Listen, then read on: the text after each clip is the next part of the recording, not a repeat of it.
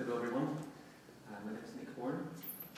Just to give you a bit of background, I've been working in user experience research for about 7 to 8 years. Spent most of my time working in agencies. So I started off at Emberlight, then went to LBI, working in the user research team, then moved on to Flow, Foolproof, and then most recently spent a year in-house working for a company called Huddle, the content collaboration product. That was a big shift in my way of working, because in agencies you tend to have more time to do things properly. In-house there's all kinds of other constraints, and what I'd like to talk about is the question of not just what is kind of how does the analysis process work, but also what is it that you're driving towards.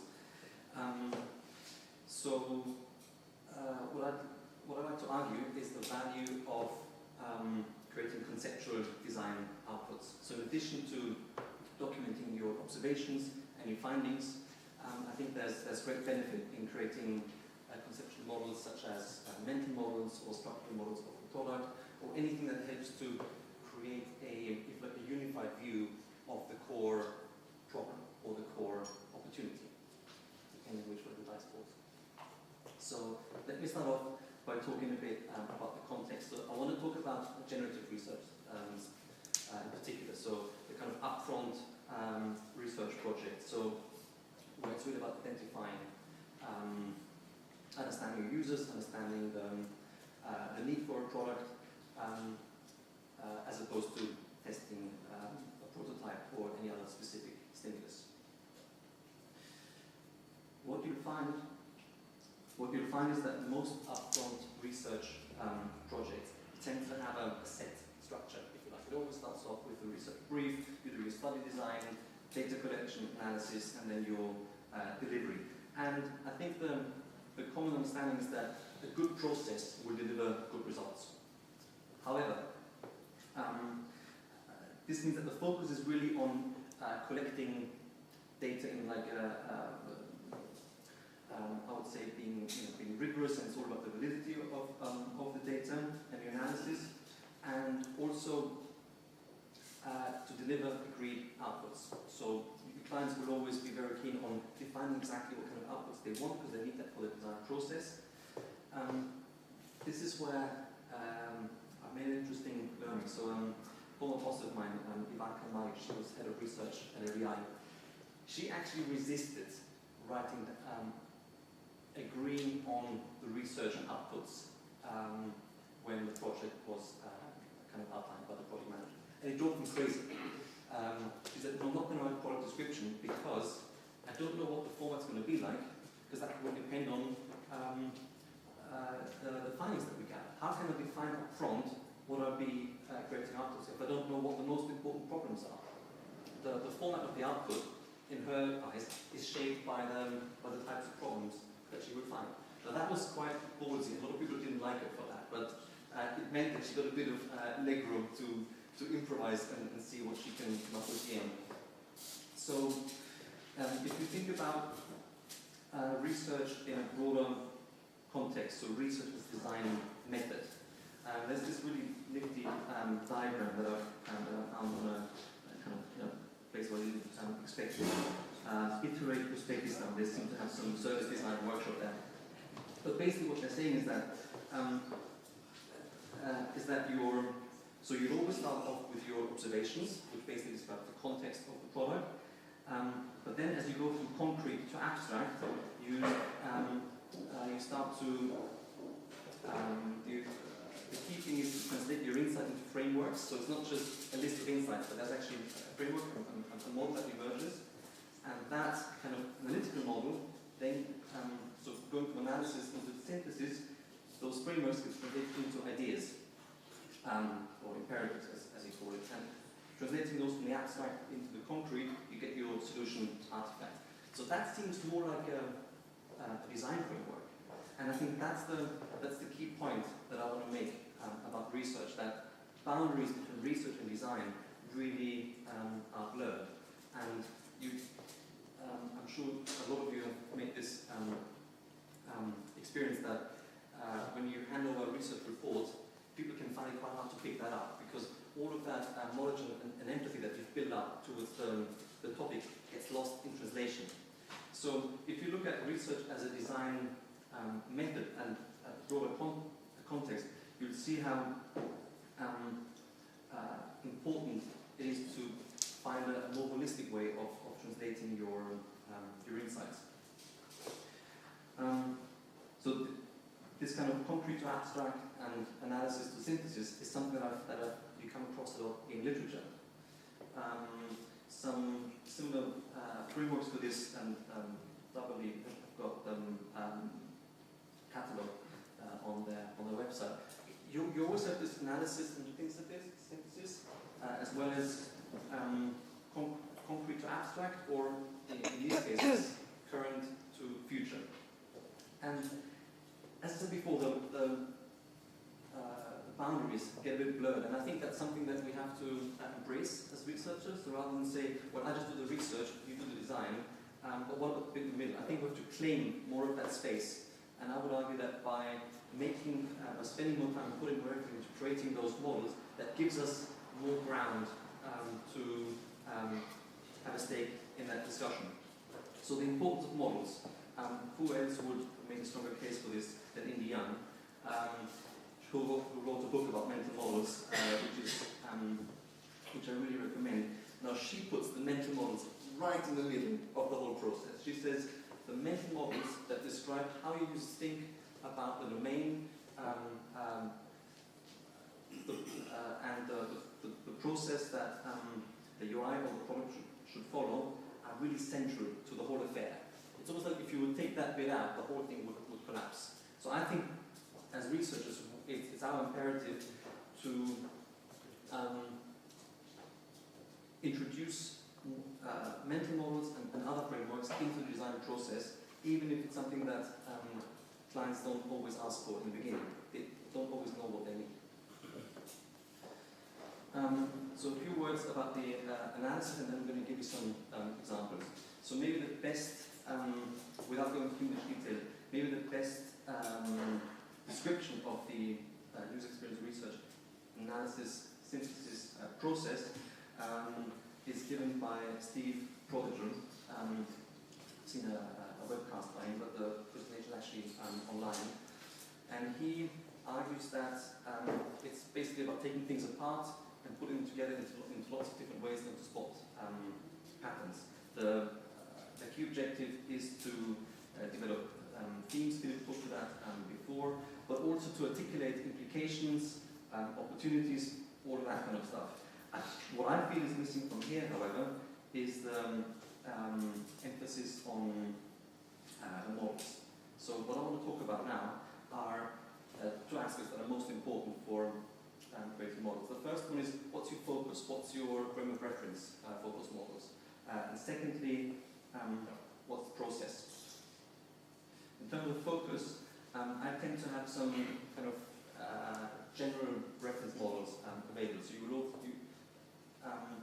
on the far left, I think this is what I would describe the experience context. So that's the user and his work, the context in which he performs the activity. So that's, in a way, is the context. On the far right is, if you like, the structure of the product, quite similar to James Garrett's elements of user experience.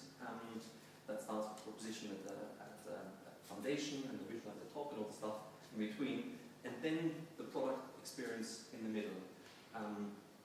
Ideally, the product should be useful, usable, and desirable. So I would usually look to these types of reference frameworks as inspiration when looking to arrange the patterns that I find through the analysis into an overarching model.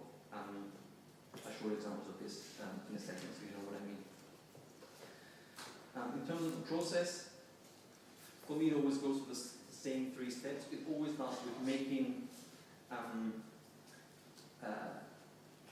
it's first surfacing the explicit data, so making everything that's observable explicit, capturing everything that is relevant and can be observed, and then looking for the implicit connections, the relationships, if you like.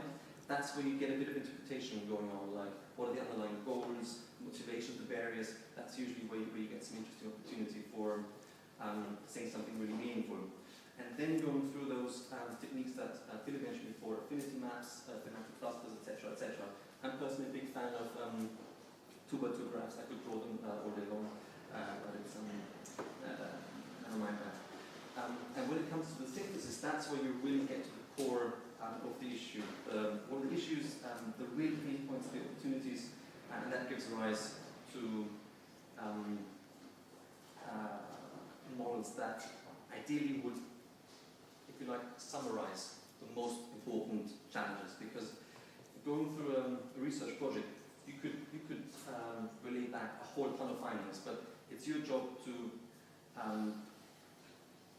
really cut the crap and say, well, these are the, it's almost like the elevator pitch. If you were stuck with your generative, if you can summarize in 2 minutes, then you know you've done a good job. If it takes you half an hour, then you might as well switch jobs. Some examples of formats, as you can see on the left, I always start off with being very structured. So these are the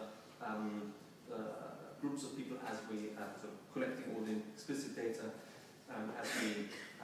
as they were observed, and then clustering them, 2x2 grids, behavioral axes. So these are all things you probably would have seen before.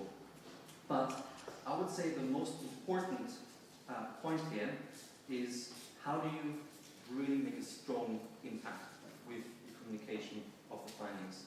And I tend to use this kind of framework. So the majority of your kind of reporting will be about facts, observable facts. So that's the descriptive part. But you want to go a step further and be prescriptive. So that's where you say, well, based on those observations, you really should be doing this 1, 2, 3, being really clear about priorities, because that's something that people can work towards. And I would even say go a step further and be predictive in your communication. So you say, so this is what I found, therefore that's what you should do, and if you do that, then that will happen. I.e., that's where you get your success. But if you don't follow it, you're not going to meet your objectives, and you don't want that, do you? No, you don't. So follow my advice all the way through. And it's a bit pointy, but that's the benefit that you get from creating those trying to create a unified model that explains the problem in a unified view. So I know I don't have much time left, but I want to walk you through a couple of examples. Don't worry, I'll share all these online. So this is a model. This was a research model for National Grid. They've got users up and down the country, and the assumption was that users are so diverse. How can we possibly satisfy all of their user needs on their website? And what I found is that there is actually a simple way to that you can actually summarize all of your users' information needs by saying they will be in one or more of those 3 categories, and they will be it will either be about awareness or reference monitoring or research analysis, which basically says this is your unified view of all of your users' information needs, which needs to be split into more detail. But the point is that this was referenced in all of the personas, and the designers were to go back to them and said, okay, so that's how it all fits together. That's a unified view of the domain. This was actually one of my favorite projects for the National Library for Health, where we teased out the librarian's mental model about how they go through this process of structuring a query for a medical database search, and were able to and translated that into something very prescriptive about how the process should work, but also which user goals need to be met, which tasks need to be completed, and something else.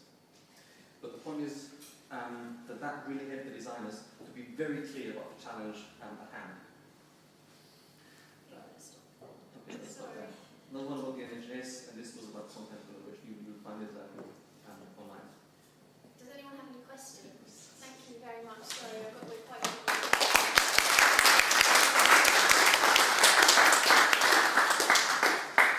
Any questions? Yeah, I think I really like the example of models, the experience models that you showed. I think they were great, and it's so rare to see them, so thank you. you have any process that you go through to generate that? Because it can be quite exhausting going through however many interviews, finding so many needs. Do you have any tips to get perspective? Well, for me, it's so I think that's my process. Those would be the steps that would go through in terms of the work. But in terms of getting inspiration for the types of things I want to focus on, or what should be the subject of the model, I would usually start here. So it would either be about describing the user's current state, if you like. So for example, with the as in the information needs, as I've shown you with the National Grid example.